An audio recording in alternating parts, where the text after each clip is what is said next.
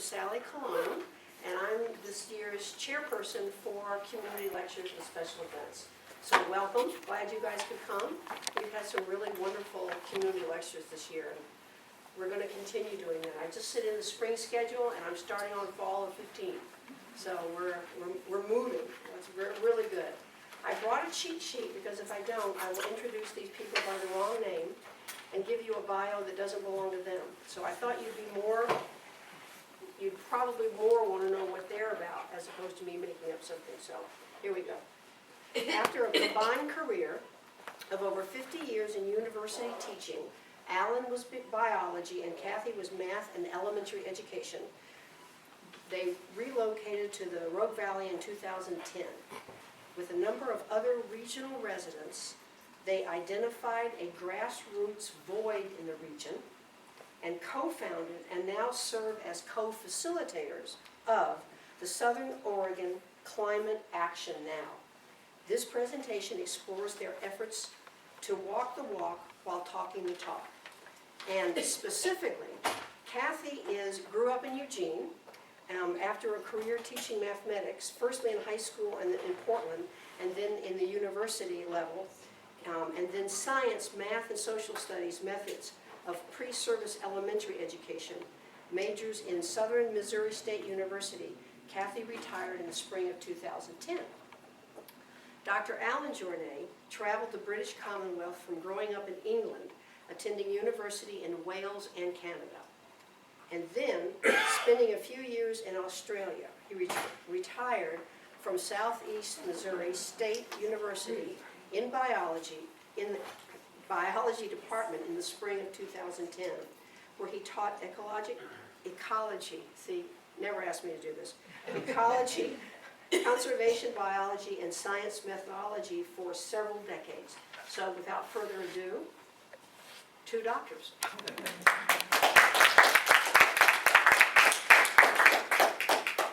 Thanks very much indeed. Is the microphone working okay? No. Let me see. Is that working? Should be working. If it's not, can you hear me? Yes. Yes. If you can hear me, okay. Firstly, let me say thank you very much indeed for coming. It's a great privilege for us to share with you something that's of course a passion for us, and that's not just the issue of global warming, but our home. What we're going to do is talk about why and how. So my task initially is to explain to you why we did what we did. Here we have a wonderful view down the valley, the Sterling Creek Valley, from just down the street from our house, and you can see the peaks down there are actually in California. Exciting. The question is, why did we do this? We have been very active in the arena of environmental issues and more recently in global warming and climate change. And this is the background to why we tried to do what we tried to do with our house. So let me just give you a quick recap of some basics that relate to this issue, so it'll explain a lot about why we did what we did. What I'm going to show you is a graph that I use a lot when I'm teaching courses in climate change or doing presentations in climate change. And this is a nice little chart which simply depicts the global temperature from 1880. And these are the data. This is not a model, these are the data. And this shows you the pattern that we have been experiencing in global temperature. And what you'll notice, and I'll try not to go on and on because I can do that, what you'll notice is the warming really started around 1980, and I'd like to draw to your attention a little point which you may not have realized. The last 4 years represent a really steep rise in temperature. You'll notice that there seems to have been a slight slowing of warming, but the last 4 years we're really climbing again. If we come down home to the Rogue Basin, what we're looking at here is the historical temperature for the Rogue Basin. And what you can see from, again, about the 1980s, we've had a warming trend. But what I'm going to show you now are the projections for the balance of the century. What you can see here are 3 models which are based on what's called the business as usual scenario. What that means is we just keep doing what we have been doing, and the reason that's so reasonable as a way of projecting the future is it seems as though essentially we're doing nothing to address this problem. Business as usual means we just keep going at the same accelerating rate of greenhouse gas emissions that we have exhibited up till now.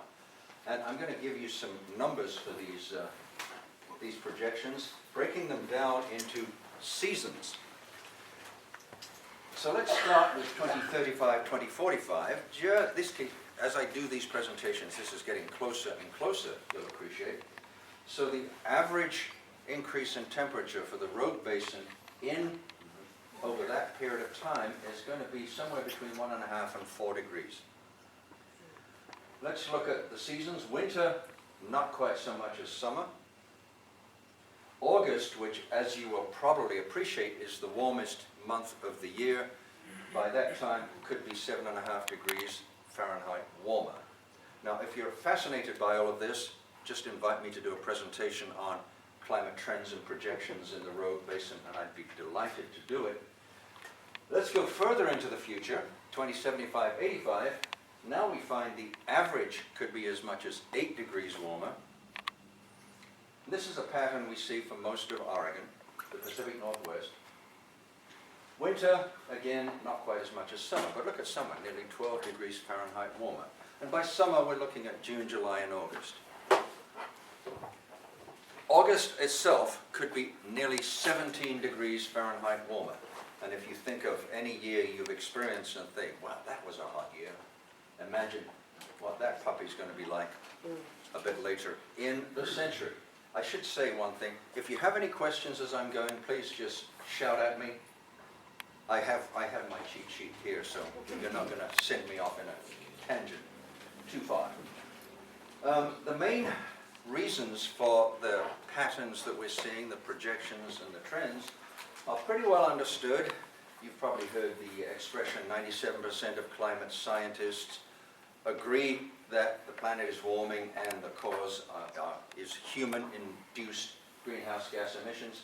The main one is carbon dioxide, which is, by definition, has a 100-year global warming potential or impact defined as 1. That has a longevity in our atmosphere of centuries. So when we pump that into the atmosphere, it hangs around for a long time. The other one, which is particularly important and is gaining importance, is methane, otherwise known as natural gas, a really unfortunate term. Whoever used the term natural gas and coined that really created tremendous problems, because this substance, natural gas, is actually worse than carbon dioxide. So when we emit methane into the atmosphere, which we do when we shale, frack, and transmit natural gas, we actually are causing more of a problem than if we were burning coal. Kind of an interesting sidelight, which I won't go into, but could do. Let's come home to the Rogue Valley and look at where the greenhouse gas emissions that we produce come from. First one is stuff, materials that are manufactured and shipped to us. So this comprises the energy that it takes to make stuff. So if you buy a television that's made in China, for example, the greenhouse gas emissions that result from that manufacture and the shipment of that TV to you are charged against you, which is only fair.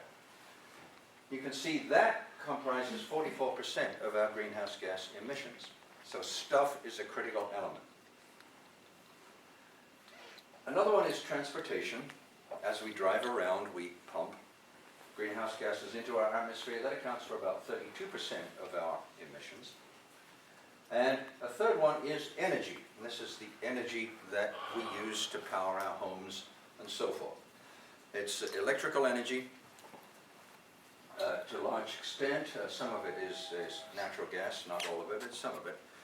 But a lot of this is electrical, and one of the things that folks who live in the Pacific Northwest often think is most of our electrical energy comes from hydropower. That actually is not true. That's only about 45, 49%. considerable amount of the energy that we use here is generated from burning coal. And you might say, well, where the hell are they doing that? The answer is they're doing it in Utah, Wyoming, and Idaho, and pumping it through the grid to us. So we are responsible for a lot of carbon dioxide emissions from burning coal elsewhere. So these are the kinds of things that lead us to try and reduce our use of energy and our use of electricity from the grid. Anybody got any questions so far? We good? Everybody can hear me? Yes, go for it. What about all the slash burning I see every day in the mountains out here? Who's doing that? Couldn't they do something else? I would think they could, but I don't want to go there. I'd be happy to talk to you about that because I can start going on at great length about a lot of those other things. I'm trying to keep myself on task. Okay, this chart I think is an important one. I'm going to try not to walk around as much as I usually do because Doug is going to have a great deal of difficulty keeping up with me. This chart is really interesting because what this is doing is telling us what the math is or are in terms of our future. If we come over here, this is the amount of carbon dioxide that has been pumped into the atmosphere 1850 to 2000. That's in gigatons. This is what we have managed to do since 2000, another 440 gigatons. And this actually comes from last year, a publication that came out last year. If we want to keep ourselves as a planet below that 2 degrees centigrade increase over pre-industrial temperatures, that's our budget. Another 825 gigatons of carbon dioxide. The problem is, there are two problems. One is we are pumping this stuff out into the atmosphere at the rate of 37 gigatons a year, and that's increasing. What that means is, in about 17 years, we will have exhausted our allowance for carbon dioxide emissions into the atmosphere.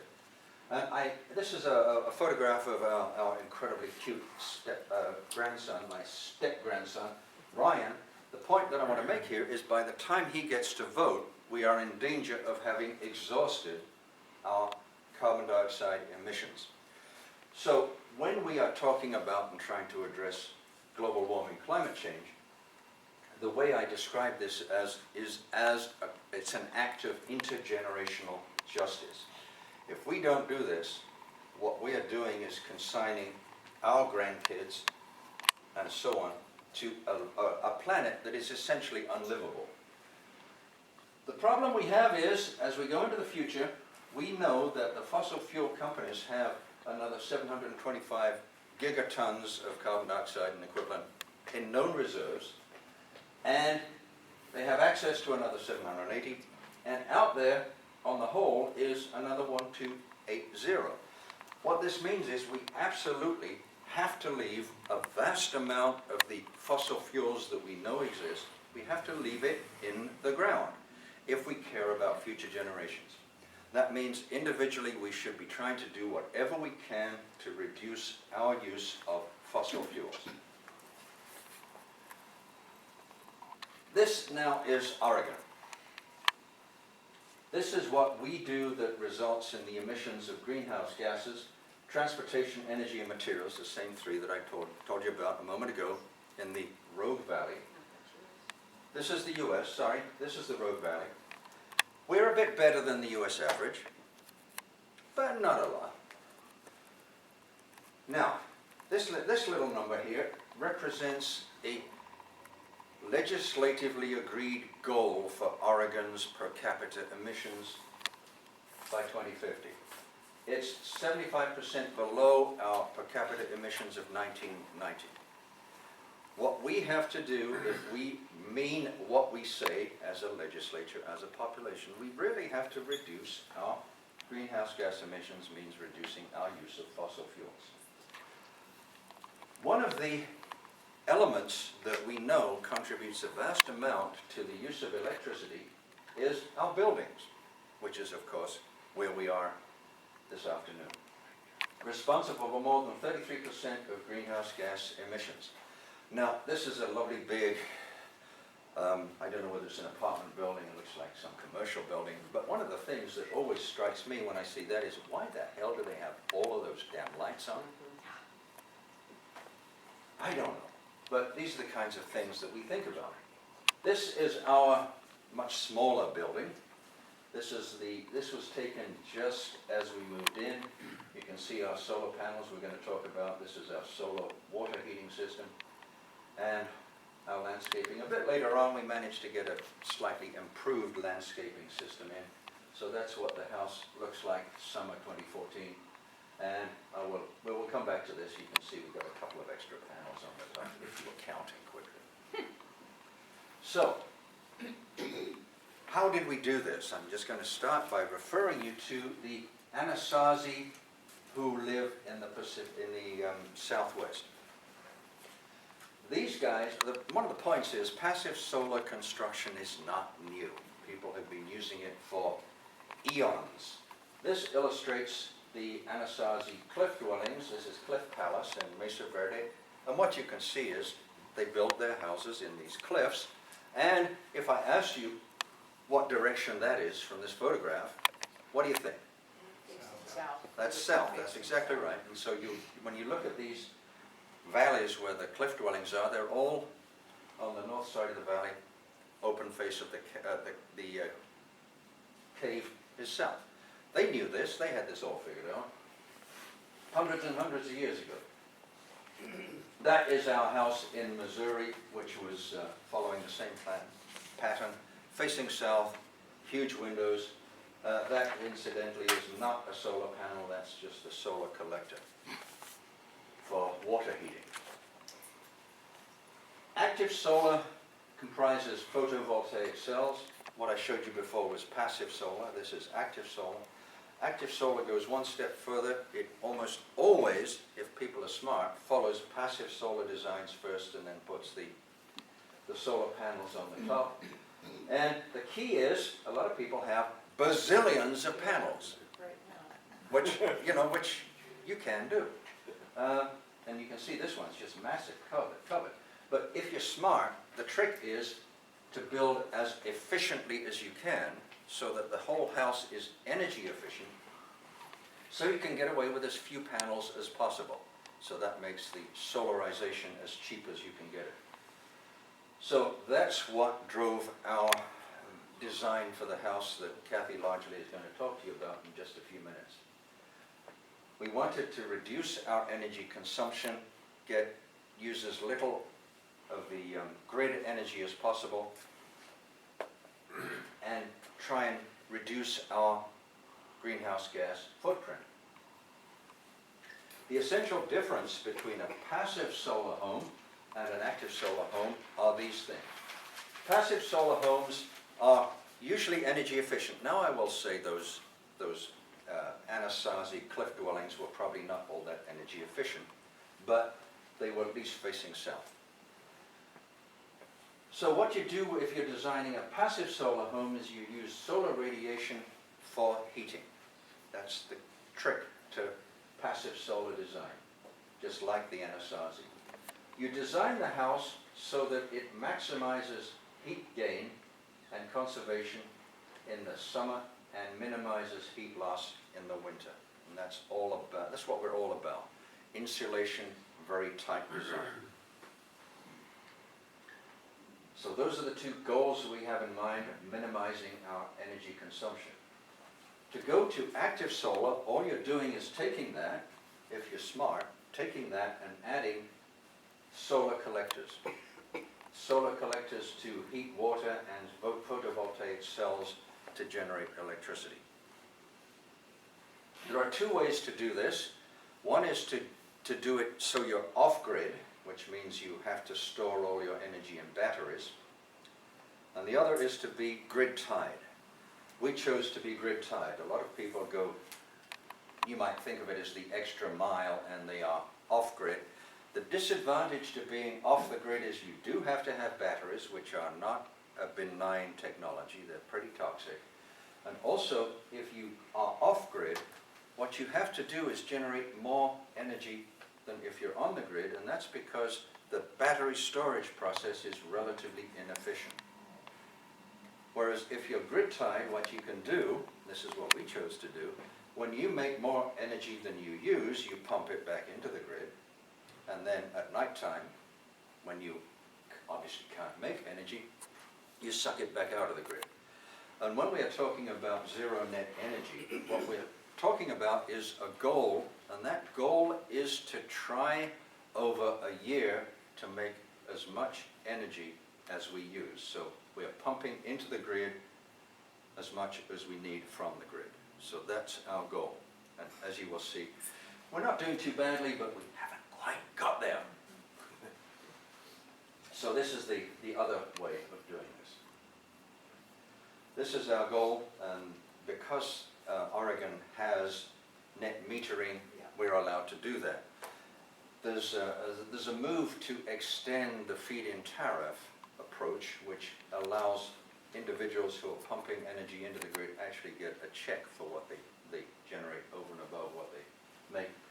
The catch to that from that point of view of the energy companies is they don't want everybody to turn into a business competing with that. So that's not necessarily as easy from a legislative point of view as it is sensible. So our goal over 365 days, make as much as we use. Now here's a chart, and I'm sorry that's a bit fuzzy. It's not that you're drunk. It's just the source of it was very much smaller, and I have expanded it so you can see it. What we're looking at here is ways to save energy. And the thing that I want to point out to you is, starting at the bottom, these are things we can do that will save energy, meaning reduce our use of fossil fuels and therefore reduce our greenhouse gas emissions. And I should point out that the big one here, notice residential space conditioning, heating, HVAC, heating, ventilation, and air conditioning. That's the biggest thing you can do to reduce your energy consumption. What we are going to be talking about as we go through the presentation this afternoon is largely our construction of a new home. But the point I want to pause here to ask you to reflect on is, if you are thinking of remodeling a home that's already been built, these are the kinds of things to look at. And at the end towards the end of the talk, when I come back, I will show you a pyramid which comes back to these very points. Water heating. These are the things that we use so much of our energy on. Space conditioning and water heating. The next one up is commercial, so we'll eliminate that one. And here is the third one on the list, consumer electronics. The things that we do in our home that use a lot of electricity. And I'll just make a small pitch for here for the whole idea of smart energy power strips, where you turn the power off. You probably realize that a lot of things you have in the house have those little LEDs that are on all the time. That causes phantom power loss or vampire power loss, so you're actually using energy even without realizing it too much. And that can be a very small but significant component. So let's go up the list here. Office equipment. Yes, computers do use energy. Residential lighting, and Kathy certainly is going to talk about that one, the benefit of very efficient lighting, whether you are building a new home or remodeling. Refrigeration. Again, we use a lot of energy in refrigeration, and it pays to have, Kathy will talk about this, Energy Star refrigerators and so forth, so you use as little energy as possible, keeping the grub cool. 6 of the top 26 on this list, as you can see, are things we can do residentially to reduce our greenhouse gas emissions. When we had finished building our house, we were doing a lot of it with, in consultation with Fred Gann, who's with Earth Advantage. And a bit later on you'll see a photograph of Fred as he is monitoring a blower-door test on the house. So we managed to achieve platinum status with the Earth Advantage analysis on the basis of what we did. So we were very pleased to this. It's kind of a bonus, but it's nice to get sort of certified that you've done a good job after you've tried to do it. So as Kathy is going through the discussion that she relates to the house itself, what she's going to be doing is following the Earth Advantage evaluation worksheet, and that's just the way we organize the presentation. So I'm going to say a few words about site planning, not too much, and then Kathy's going to get into the actual design of the house. One of the key things you will appreciate to trying to be energy efficient is to not use more space than you need. When we built our house, our goal was to be below 2,000 square feet, and we certainly achieved it. We managed it in 1980. Just as an aside, what was kind of funny is the house we had in Missouri was 2,070 feet. So we weren't downsizing a lot from the house we had before. What we forgot was, as you heard, we were both teaching at the university and we had offices, so we forgot we had these relatively large offices full of books, which are now in boxes in our garage. We couldn't find anywhere to put the suckers. This is where we are, just to give you a vision. Bear Creek Valley, Phoenix, Talon, obviously Medford, Jacksonville's up there. So if you just go towards Jacksonville along South Stage Road, and just as it takes that jog, instead of turning right at that Chevron station, you turn left and go south. You'll be coming down here over the ridge, and you'll find us down here. I will say this in case we forget later. You're going to see a lot of photographs of our house. If you are interested in coming out to visit the house to see what it actually looks like, please just shoot us an email, and we'd be more than happy to show you what we actually have so you can really see it. So that's where we are down here on this little side road off Griffin Lane. If you home in, this is all courtesy of Google Earth.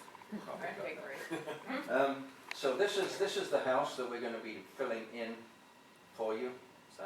Upper Drive. We're on 20 acres, which we wrote it up, which was one of our goals. So we are out in what's called the WUI, the Wildland Urban Interface. Fire is an issue. We're not going to talk about that one here. One of the things that I mentioned in relation to the Anasazi is orientation. Orientation, orientation, orientation. And you'll see houses going up all over the country that make no sense. So there's our sun. So the basic key to passive solar design, and then of course active solar design, is orient the sucker so it's facing the south. So that's where you have the large windows, taking advantage of the particularly winter sun. And you have morning windows over there and evening windows over here, so I'll show you the design in a moment. When you're figuring out where to put all the rooms in the house, the key idea is everything that you spend a lot of time in, you put on the south side of the house. The places you don't spend a lot of time, mechanical room, utility room, bathrooms, you put on the north side and the garage. And you don't put too many windows that side. This is our design, and I know you can't see that too well, but I'll point it out to you. This is our living area. Of course, this is south. This is the master bedroom, the great room, kitchen, office, and our patio. So on the north side of the house, we put the spare bedroom, so when people come to visit, they don't get to enjoy the south side quite as much as we do. This is our laundry room. This is the master bathroom and the garage, again, on the north side of the house. And the interesting thing is, when you're trying to figure out how to do a passive or active solar home, the fact that you're putting everything on the south side where you spend time results in, I won't say it's quite like adjusting the deck chairs on the Titanic, because we don't conjure up the Titanic image, but there aren't too many different ways you can do it. You've got your office, the great room, the kitchen, the dining area, the master bedroom, and all you're going to be able to do is kind of juggle these around. There's not too much variability that you can do to keep that south side. So when you start looking at designs, you see there's so many of them that look very similar, except the bedroom is here and the kitchen is there, and that's the only difference. The design we got, we were just talking, comes from a book called The Sun-Inspired Home, developed by an architect. We were trying to figure out where she lives. We think she's in Georgia. Her name, we think, is Debbie Coleman. We're pretty sure we got the name Coleman. But she has a lot of designs of passively inspired homes, or solar-inspired homes. Just the one we picked. I just want to say a couple of words about the greenhouse effect. I can't get too far away from this whole solar global warming thing.